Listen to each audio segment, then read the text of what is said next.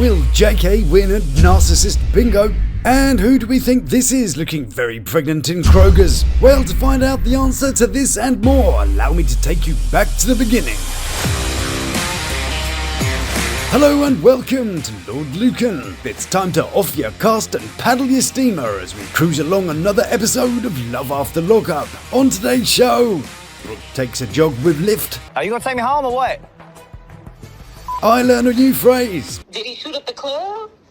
I mean... We ask some difficult questions. How was prison? And we hope Joey and Michael clean out that hot tub afterwards. All this and more right here on the Lawd Lukan channel. Cheating would be a deal breaker for me.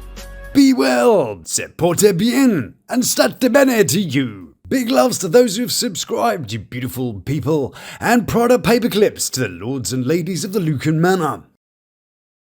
In the world of Love After Lockup, style is currency. Other people whose drip checks bounced are Brooke and JK.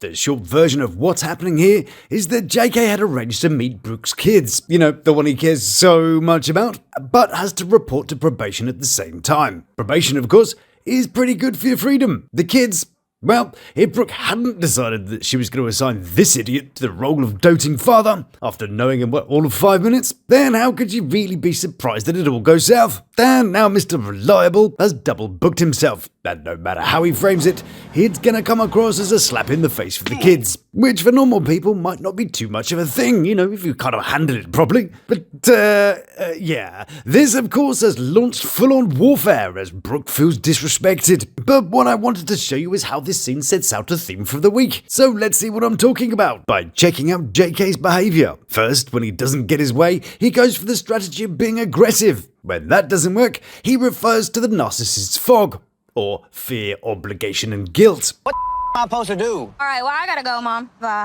Bro, I need you to take me home. Oh, and you can drop that bro business too, mister. Calling me bro would have sealed the deal on his little hike home. Shut the up, bro. So, fog. These are 3 strategies narcissists use to manipulate their situation. So, it's fear. I'm not gonna be home in time for my curfew. Obligation. If Brooke does not take me back, and guilt. I'm going back to prison. Bingo! Congratulations! You've won Narcissist Bingo by ticking all the boxes in one sentence. Good job! They say the best way to shut down a narcissist is to call them out on their fogging, in a kind of non-confrontational way. Something like hey JK, I noticed that sounded like you were trying to make me feel guilty there, but I'm sure that's not what you meant. Would you like to explain that? And provide the person with the opportunity to get out and rethink. So with that in mind, let's see how Brooke applies her narcissist wrangling abilities. Shut the up, bro. Good job. We'll check in with our narcissist bingo as we go along the week and see if anyone else will be winning any prizes today. So anyway, because JK is in such a hurry, he grabs the keys and gets out of the car to argue about not driving fast enough. Yeah, that's good strategy, that one. It's quite unique. I'm gonna stand here and argue about you making me late. I wonder if he was late for that kid he fathered back in January this year. Yeah, we've got you, gummy. And what's going on with his homies in this picture? A good old game of cocky slap-faced? Classic. We'll get back to that tantrum later on. But for now, let's absorb the ambiance of an evening with Will, Courtney, and the butt plugs. And the last time we saw them, Will asked Courtney if she'd do him the privilege of putting her finger in his ring. He also proposed. Yes. Oh, bless him. And now it's time for the part of the evening he'd promised her some pizza and peanuts. Will, of course, has ordered the pizza. You ordered pizza, right? Yeah, should be here any minute. And arranged a selection of penises. Yeah, I picked a good one. That's gonna go crazy. It's odd though, because earlier he said, 2 days from now, you're not gonna want to touch any of the surfaces in here. But he tells us that he only has Courtney there for a limited time because Courtney's staying at a halfway house.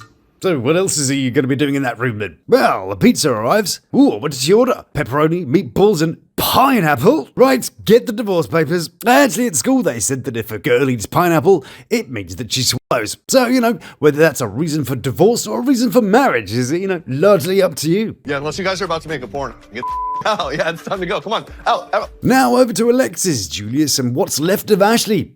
When we left them last time, Ashley had found out she was just the entertainment for Julius, but there wasn't any Yahtzee for her as she was left in tears. He has a girlfriend and he told me we're not in a relationship or anything.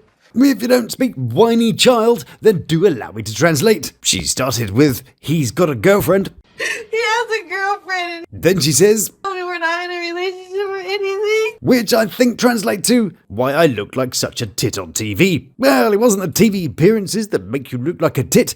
It was the music videos and dodgy selfies that did. She got the wrong idea, so I had to lay it on the floor. The wrong idea? Courtesy of, what you said to her, perhaps? I mean, it is hard to get the right idea when someone's giving you all the wrong promises. Man, what about all this laying it on the floor for her? So I had to lay it on the floor.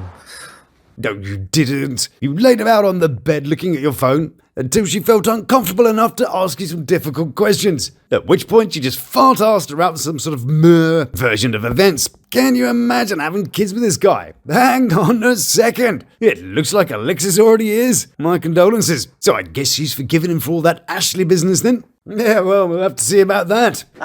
This is the most embarrassing thing that ever happened to me.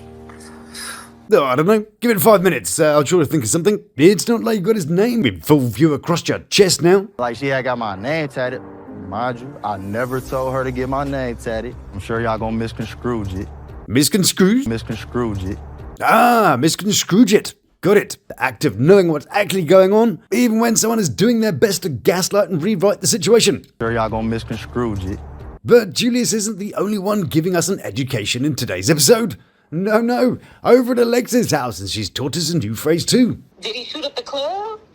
I mean, At first I thought, does she mean shooting up the club in a kind of bang-bang public disturbance kind of way? But then I found out she meant it in a sort of bang-bang public disturbance kind of way. And what do the disturbed public think about that? What about that mac and cheese though? Good man. Also, you're gonna leave Julius along. He's my favourite this season. And don't misconstrue my post either. Good job, Facebook.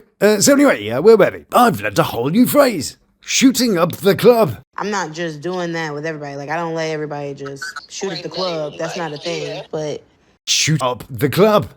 Okay. Puts a whole new twist on the song Hard White Up the Club. Or the line in that song by DJ Khaled. Fuck up the club and bring your whole crew. Blimey. Busy girl. Anyway, Alexis says she's got strong senses for nonsense and they're a-tingling. I'm not wrong when I have these feelings. So I'm just going to put that in the back of my mind for now. Yeah, don't worry about those thoughts that are, mostly right. Just park them alongside with your better judgments and crack on with a bit of blind fantasy. Everyone knows that that's a flawless approach to relationshipping, but I do wonder if Alexis will get over Ashley as quick as Julius did. And with that, we're chucking our caution at someone else's wind with Brooklyn and Brian. And I hate to break it to you, and you'll be really disappointed, but Brian's actually coming across like a really nice guy. You were supposed to do a backflip when you seen me. You told me you were gonna do a cartwheel. Yeah, I'll do a cartwheel. I'm not scared to do a cartwheel. His relationship with their kid, for example. And we start to see his genuine interactions with Brooklyn. You feel like you gonna act different than you was on the phone? Of course not. All right then. Do you feel like I'm acting different now? Yeah, you acting real timid. And much more when he's interacting with a daughter. You can fake so many things, but one thing that will always be a testament to whether or not you've got a real man is how a child reacts to them. I love her like, she's super cool, smart, intelligent. We call each other bestie, like. And it's so good to hear how they label their relationship. Not daddy like most of these people suddenly become, but bestie. I'm hoping that Bestie and my mom to be staying together forever. And it's this innocence which gives us the next part. This little sweetie pie wants to ask a few difficult questions. How was prison? Well, either try to avoid getting fucked by the system or fucked by Big Bub in cell 3. Well, yes, no, it was cold, mostly. But no, it was actually a really sweet moment. And now he has to explain why a man who she sees as nothing but good had to go somewhere they put all the bad people.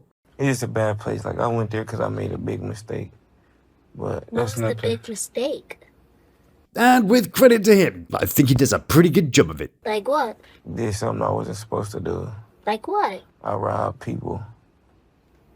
And why was that so easy for her to accept? Because I think she trusts him. We'll talk about it another time, promise. Okay, promise.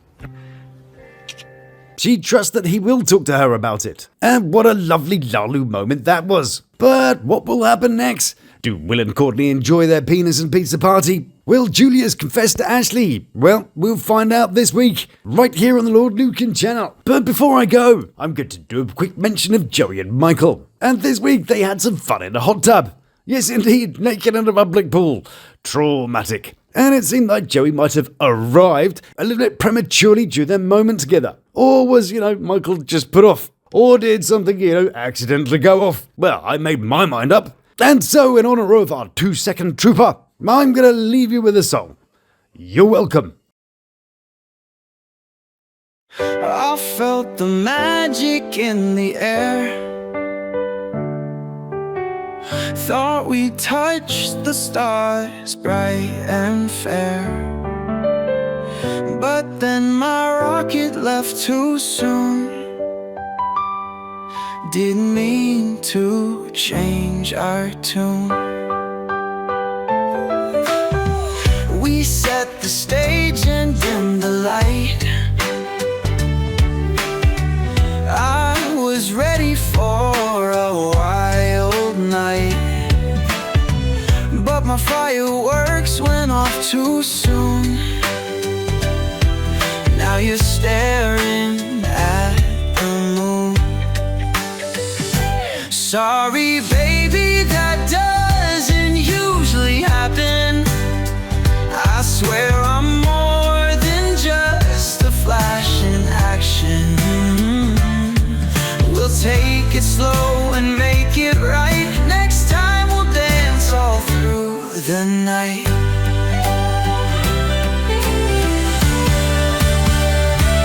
I was sure I'd sweep you off your feet with melody sweet and so discreet. But my duet turned into a solo, left you standing on your own though. Next time I'll be your nightingale, not just a ship that sets sail. We'll weave a tale under the moon, sing a better, longer tune. Sorry, baby, that doesn't usually happen. I swear I'm more than just a flash in action. We'll take it slow and make it right. Next time we'll dance all through the night. Next time we'll dance all through the night. Ooh, next time I'll be your nightingale, not just a ship that sets sail. Thank you so much for watching. Join me the rest of this week for more. Huge big loves and thank yous to all of you for all your support and time. It does mean a great deal to me. So if you enjoy what I do, then please do like, subscribe, and try one of these delightful offerings. So until we meet again, stay beautiful, love to my 3, and you take care of yourself. Please subscribe now for our life. Thank you.